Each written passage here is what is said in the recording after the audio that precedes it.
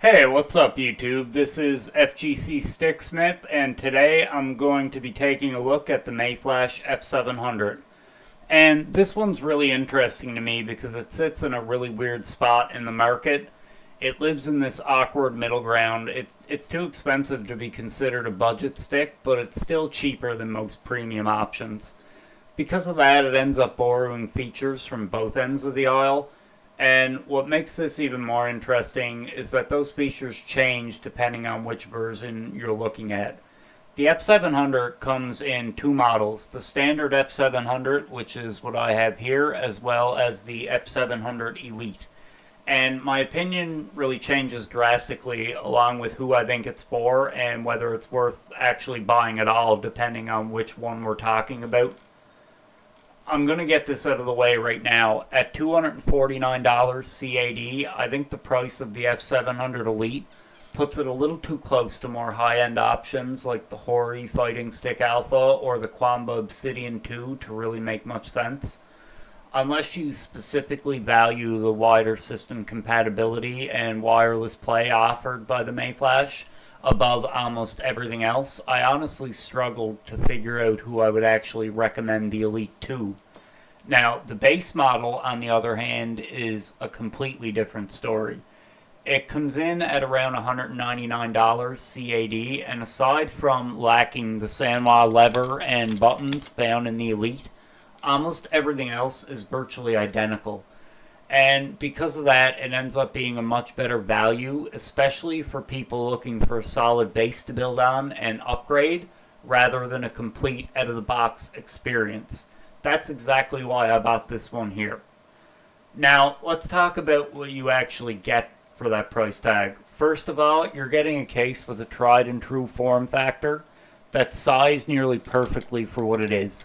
It's big enough to play on comfortably without feeling cramped, while also not taking up as much space as some of the more full-size fight sticks on the market. And with that size comes weight. This stick is surprisingly hefty for the price. It's listed at 3.45 kilograms, although mine weighs in closer to 7 pounds even. And along with the anti-slip pads here on the bottom, it really stays planted whether you're playing on a desk or on your lap, something that's really becoming harder and harder to find as more companies push towards smaller, lighter designs. Now, the form factor and size also translate to a very generous interior working space, something I'm going to go ahead and look at here in a second when we open this up. Now, I've already loosened these screws quite a bit to make the job a lot quicker and cut down on dead air. But bear with me here for a minute as I try to get these out.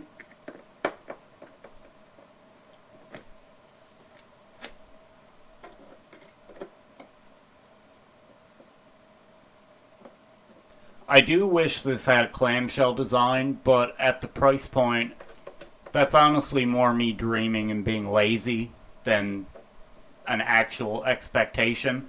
6 screws really isn't all that much to deal with.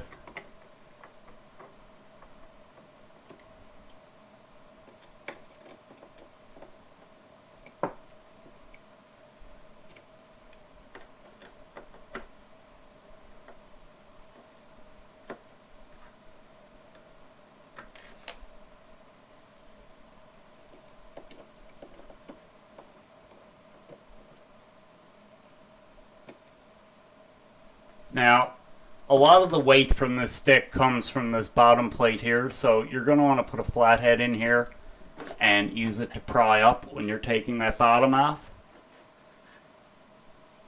Now, as you can see, while the wiring isn't the cleanest out of the box, you're definitely not left wanting for space. Aside from some mid or full collar Korean levers, there really aren't that many others from budget to high end that are going to give you much trouble fitting in here. Even those full collar K levers can generally work with some light case modification, generally just requiring some drilling into the top plate. Button swaps are also simple, whether you're going with snap-ins or screw-ins. You shouldn't have any issues with most of your mainstream buttons. Now, back to the wiring for a second.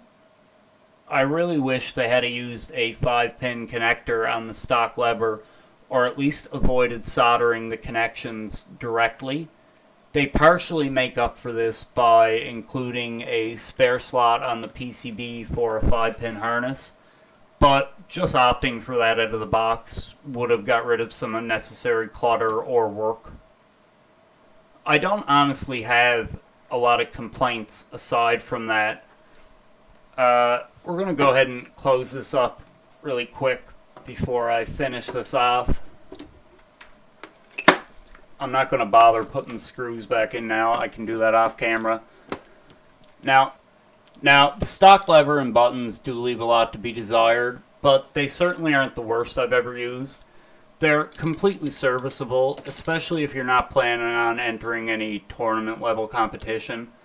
And for the main audience, I'd recommend this stick too. The stock lever and buttons aren't really going to matter all that much in the long term anyways, since they're very likely to be swapped out almost immediately. So, to wrap things up, I think the Mayflash F700 is a stick that really lives or dies based on which version you're looking at. For me, the Elite just doesn't quite make sense at its current price.